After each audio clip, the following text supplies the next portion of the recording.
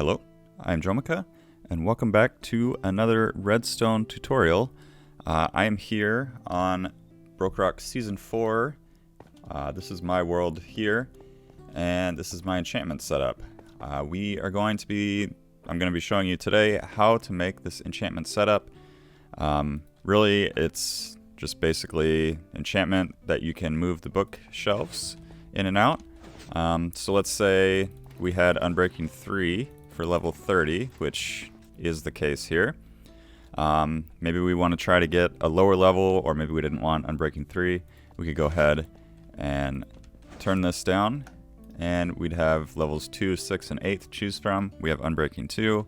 Not sure why you'd want Unbreaking 2 over Unbreaking 3. But if we increase this a few ticks, we have Unbreaking 2 for 12 levels. We go a few more. We have Unbreaking 3 for 14 levels. So that's a big difference. Great for early game if you don't have like a furnace array here that stores the experience. So if I just take 3 of these, I'm up to level 30, and it's no big deal. I just throw in a little bit more fuel, a little bit more cactus, and I'm good to go that way. But this is great for early game when you don't want to waste all your levels. It's like 16 level difference. Makes it much easier to get the enchantments you want. So if we turn this all the way back up again, it'll bring us back up to level 30 for some of those harder to get enchantments. So let's go ahead and hop over into my redstone testing world, and I can show you guys how to build this. So here we are in the testing world. This is what we're going to be building. We may not worry about the chests or the design, just because I'll leave that up to you. First thing to do is get the supplies you need. We're going to need 14 sticky pistons, 2 comparators, 1 enchantment table, 15 bookshelves, 22 redstone, 26 blocks that the redstone will sit on, 2 item frames, and 2 wooden swords or items that will spin in the item frames. You don't really want to use like a slab or something, just because it's hard to tell which direction it's facing. So I like to use swords or some sort of weapon, because it's very clear as to which way it's pointing. So yeah, let's go ahead and start. The first thing we're going to be doing is placing the enchantment table right in the middle. I mean, it doesn't really matter where you put it. What matters is where you put the things after. So you want to come out 2, 3, 4, 5 blocks, and then place 2 blocks up.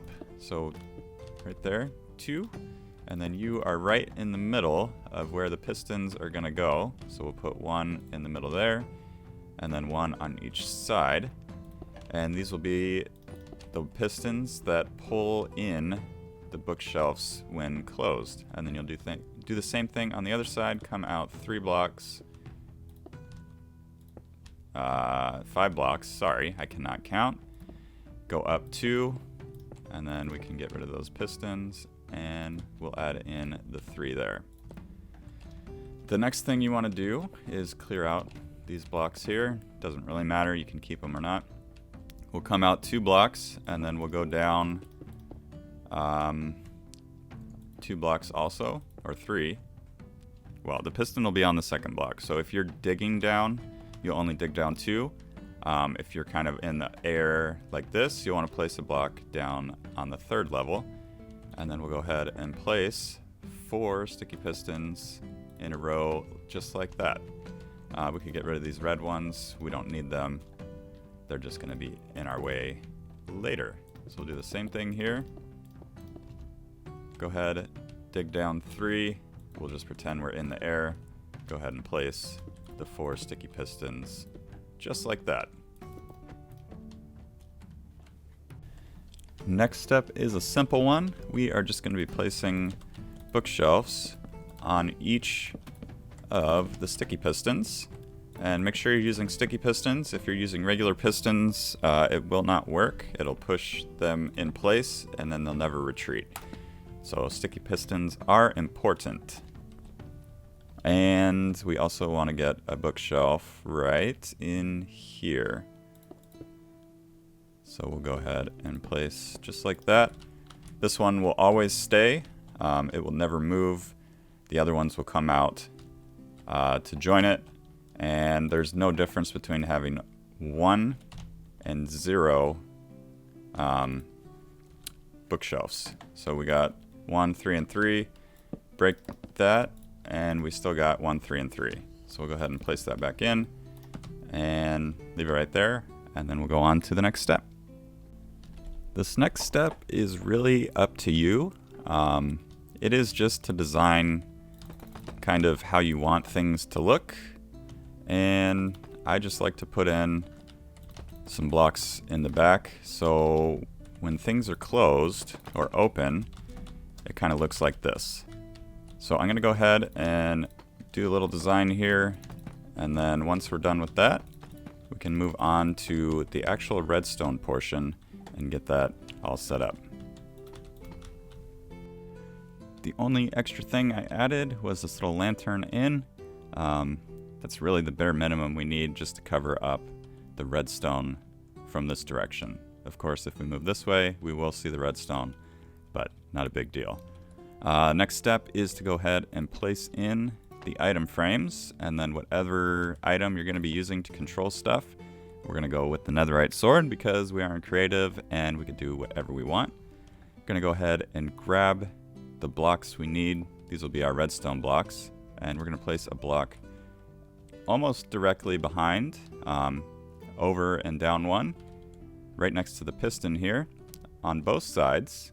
Go ahead and get that. And then on top of that one, we're going to be placing a comparator, and then another block coming out from the comparator, a block underneath, and then redstone dust on top. That is going to control this piston here.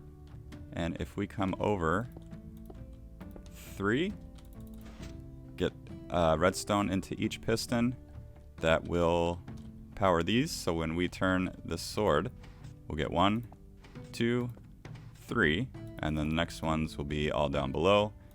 Reset it, it will go away. So now for below, we're going to place the blocks right there. We'll go ahead and place redstone, and then we're going to go ahead and go over one more, and then up and up again. That should connect right up to here. Go ahead and bring that down. And that redstone should be complete. If we spin the sword, we got the 1, 2, 3, and then we should get the bottom row here. 4, 5, 6, 7. And then of course, do one more, it'll all reset. So do the same thing on the other side. We'll get the comparator in. I'll just show it again just so we make sure we know exactly what we're doing and we get it all correct. Go ahead and place in the extra block. Bring it over. Go down. 1, 2, 3, 4. One more. And then stare up. That should be all we need. Go ahead and place in the redstone.